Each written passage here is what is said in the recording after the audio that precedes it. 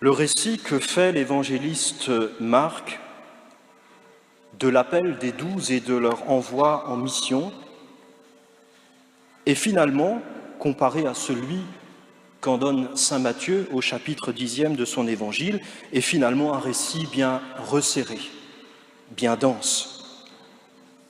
Il nous faut peut-être donc prendre le temps d'en voir les différents moments qui le composent. Cela commence par l'appel des 12. Jésus appelle ses disciples. Ce ne sont pas eux qui choisissent la mission, ce ne sont pas eux qui fournissent un curriculum vitae ou un bilan de compétences en se présentant à Jésus. C'est lui qui, dans sa libéralité, les appelle. Il les choisit. Et il en choisit 12. Jésus aurait pu en appeler 8, 16 ou 24, ou combien d'autres encore. Il en appelle 12, tout simplement parce que, vous le savez, ce chiffre est symbolique dans la Bible. Il correspond à l'appel par Dieu des 12 tribus qui forment Israël. Ce peuple qui était appelé à la conversion en vue de l'annonce de Dieu. Là où le peuple de l'Ancienne Alliance, d'une certaine manière, a failli, Jésus appelle 12 hommes qui seront, eux, les fondations, les colonnes de l'Église sur laquelle aujourd'hui notre foi peut encore s'appuyer. Sitôt appelés, selon saint Marc, il commence à les envoyer en mission. Cet envoi en mission correspond à une prise de part active à ce qui fait l'identité même de Jésus comme envoyé de Dieu. Il participe à sa mission, puisque Jésus leur donne autorité sur les esprits impurs et qu'à la fin de l'Évangile, nous l'entendions, ils ont même ce pouvoir d'expulser les démons. Deuxième point, Jésus leur prescrit de ne rien prendre avec eux. Consigne bien particulière de la part de Jésus. Nous nous dirions peut-être, mais est-ce qu'il ne les envoie pas là au casse-pipe finalement? Les envoyer comme des brebis au milieu des loups, c'est saint Matthieu qui, dans la version de ce même récit, le dit. Ils y vont sans rien. Tout simplement, là encore, parce que la grâce de Dieu est suffisante. Ils n'ont pas besoin de stratagèmes, d'artifices, ou que sais-je d'autre encore. Le seul fait d'être envoyés par le Christ, le Fils de Dieu, les authentifie dans cette mission et garantit le succès de la mission. Troisième élément. Cette mission qu'ils ont reçue du Fils de Dieu, elle va se heurter, et Jésus l'annonce, elle va se heurter à la dureté des cœurs. Ce n'est pas une option, c'est une quasi-certitude. Dans la bouche de Jésus, il y aura des endroits où on refusera de les accueillir et de les écouter. Ils ne doivent pas s'en affliger, simplement qu'ils secouent la poussière de leurs sandales en signe de témoignage et qu'ils aillent voir ailleurs. Que la mission se poursuive ailleurs, et tant pis pour ceux qui ne l'ont pas reçue. Voilà posés les trois éléments de ce récit. Et nous pouvons donc nous demander, nous-mêmes, que pouvons-nous en retenir? Quel enseignement en tirer? Le premier, qui concerne l'appel des 12, c'est que nous-mêmes, nous sommes appelés. Nous ne paraissons pas devant le Seigneur en faisant état de nos mérites ou de nos bonnes actions. C'est lui qui nous choisit. C'est lui qui nous appelle. Chacun et chacune de manière irrévocable au jour de notre baptême. Le Christ, en nous choisissant et en nous appelant, nous fait confiance parce que nous avons du prix à ses yeux. C'est l'expérience que nous entendions dans la première lecture. Ce qui a été dit au prophète Amos.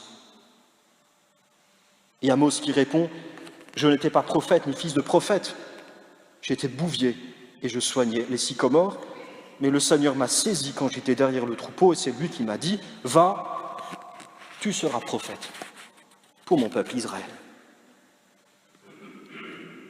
Ainsi donc, chacun de nous est appelé, chacun de nous peut s'appuyer sur la foi des 12, des apôtres, qui sont les colonnes de l'Église qu'ensemble nous formons. Leur témoignage est sûr, et nous sommes appelés ensemble à être le peuple de la nouvelle alliance, le peuple qui, lui, ne faillira pas dans l'annonce de la bonne nouvelle de l'amour et de la miséricorde de Dieu. Le Christ aussi nous envoie avec bien peu de moyens. Il est sans doute symptomatique, et ce serait peut-être une maladie spirituelle de l'Église de notre temps, que de verser abondamment dans ce qu'on appelle aujourd'hui les stratégies pastorales, les projets pastoraux, ou que sais-je d'autre encore. Oui, nous réfléchissons beaucoup dans notre Église, en France, dans notre diocèse, à ces stratégies, à cette donne pastorale qu'il faudrait rejoindre. Je me demande s'il n'y a pas là un peu d'une maladie spirituelle. Le seul fait d'être envoyé et de répondre à cet envoi en mission nous garantit dans la justesse de ce que nous faisons. L'Évangile ne se nourrit pas des réflexions mondaines qui ont cours dans la société. L'Évangile se nourrit de la vérité, de l'annonce. Nous-mêmes donc, nous n'avons pas à nous demander si nous avons les moyens, et il en faut des moyens, c'est évident. Nous avons d'abord à nous poser la question de la justesse de notre cœur et de son ouverture à la bonne nouvelle. Si nous cherchons le royaume, le reste nous sera donné de surcroît. C'est la sagesse de ce juif Gamaliel dans les Actes des Apôtres. Quand il s'agit de faire comparaître les apôtres, il dit « laissez-les ».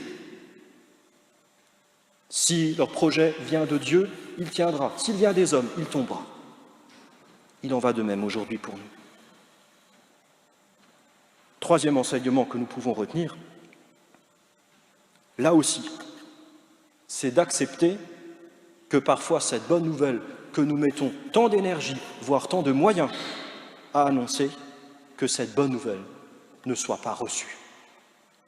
Cela est vrai, et vous le savez bien, y compris dans nos villages, dans chacune de vos rues. Il y a des gens, c'est mystérieux, mais c'est comme cela. On peut leur annoncer la bonne nouvelle de l'Évangile. En ce qu'elle rend joyeux, heureux, en ce qu'elle libère, en ce qu'elle remet debout, il y a des cœurs qui restent fermés. C'est triste. Nous n'avons pas à désespérer devant ce genre de situation. Nous n'avons pas à nous dire que c'est un état de fait. Il ne faut pas nous résigner. Mais il ne faut pas oublier non plus les paroles de Jésus dans l'Évangile. Si là on refuse de vous accueillir et de vous écouter, partez et secouez la poussière de vos pieds, ce sera pour eux un témoignage.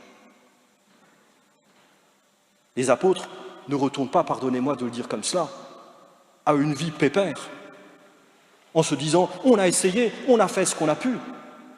Maintenant que le Christ nous laisse tranquilles, au contraire. Ils ont poursuivi avec une ardeur renouvelée l'annonce de l'Évangile. Ils proclamèrent qu'il fallait se convertir, ils expulsaient beaucoup de démons, faisaient des onctions d'huile à de nombreux malades et les guérissaient. Ils ont fait l'expérience de ce que nous disait saint Paul dans la deuxième lecture. Béni soit Dieu, le Père de notre Seigneur Jésus-Christ. Il nous a choisis dans le Christ, avant la fondation du monde, pour que nous soyons saints, immaculés devant lui dans l'amour. Il nous a prédestinés à être pour lui des fils adoptifs par Jésus le Christ. Ainsi l'a voulu sa bonté, à la louange de gloire de sa grâce, la grâce qu'il nous donne dans le Fils bien-aimé. Amen.